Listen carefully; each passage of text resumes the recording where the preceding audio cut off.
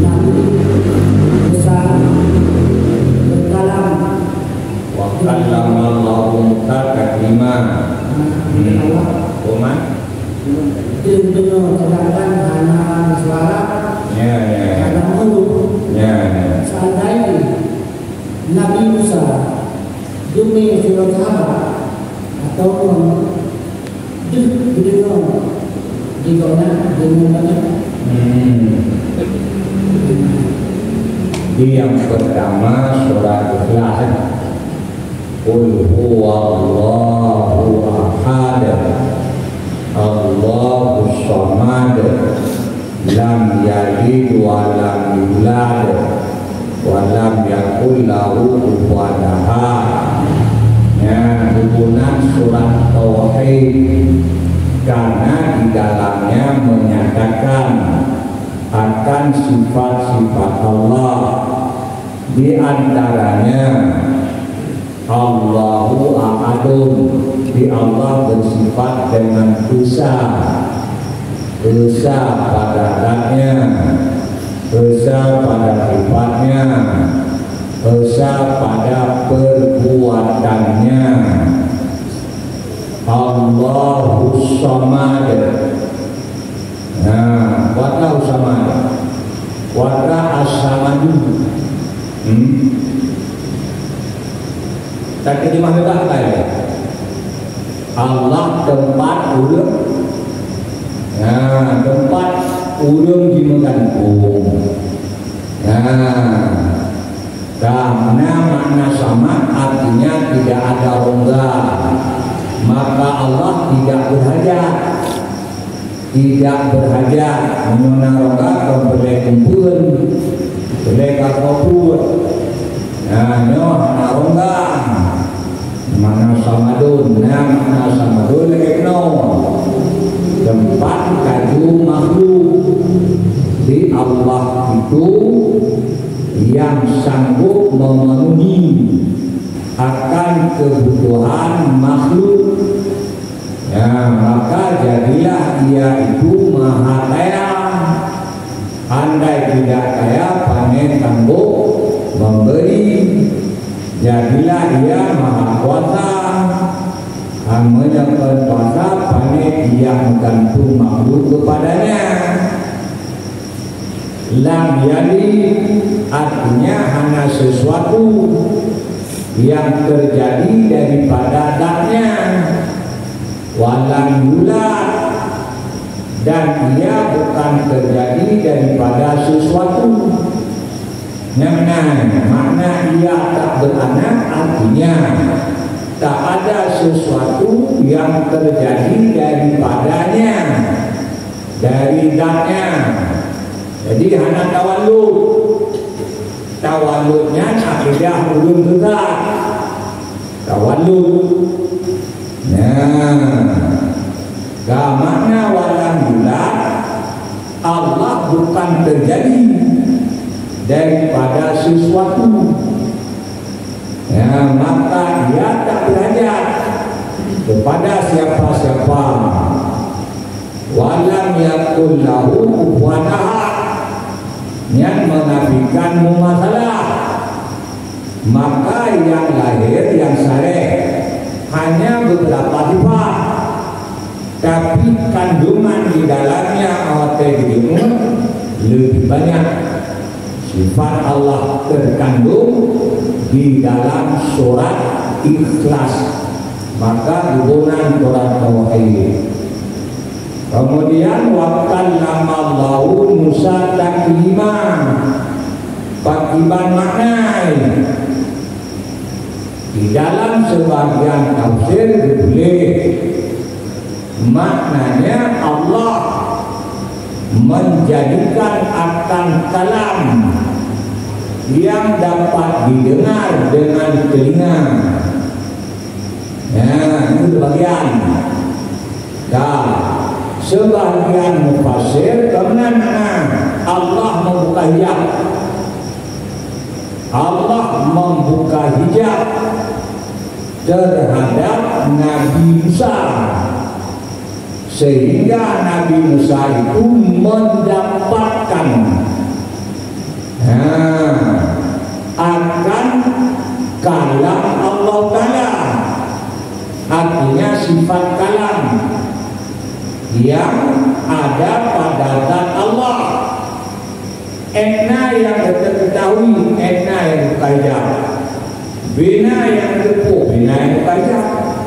Di Allah membuka hijab antara Musa dan antara kalamnya, maka Musa itu mendapatkan akan makna daripada kalam yang dibuka hijab oleh Allah terhadapnya.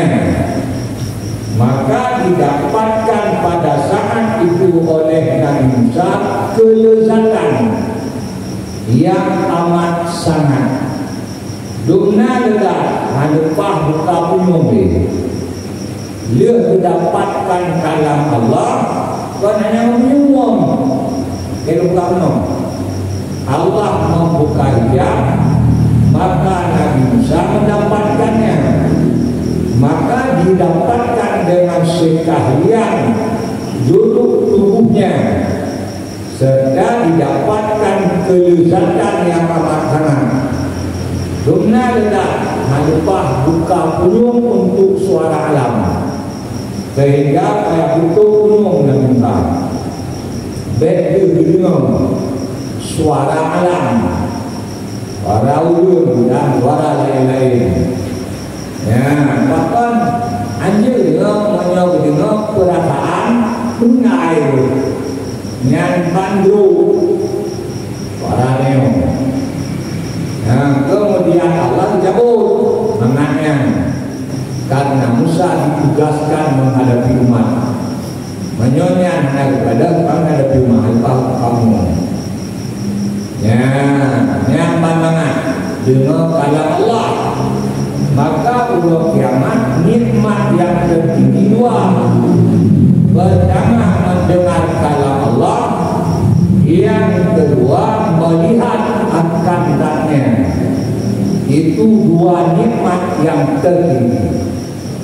Bila dengar kalam Allah bercerita di dalam nusuki ridha waliullah lam terus belum kau lupa bidadari, maka didengarlah suara bidadari yang amat lezat. Terkejut bak dengar, berdengar tu keluar muntah lagi baru. Jadi mata tak merdu sangat suara bidadari. Maka Allah kiamat dengar, oh tujuh bidadari ya Allah Ta'ala. Manat yang didapatkan hanya dengan digaulinya. Ngan tak kala menyan manat, ngan tak dengar menyan tu manat, ngan tarabai menyan tu manat, hidup tu manat. Semuanya itu nikmat. Entahlah. Cukup dulu.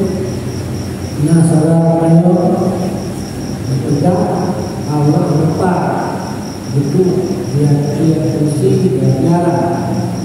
Nah, jadi Muhammad kehidupannya banyak punya kita wajibkan Bajan dipegang, bajan ya Allah Ta'ala dipegang dua cara. Bajan juga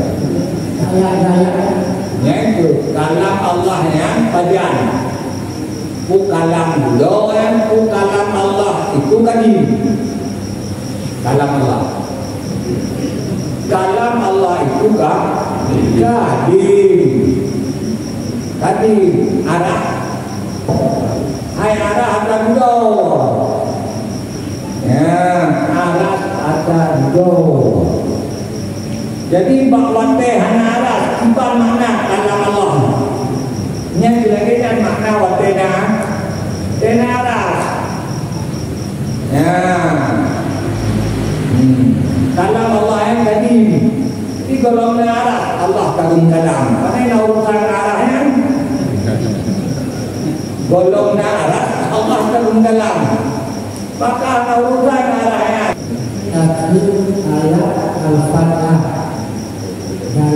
bahaya dimualah untuk apabila bersih ini tadi dia akan berbunga, dia akan senang.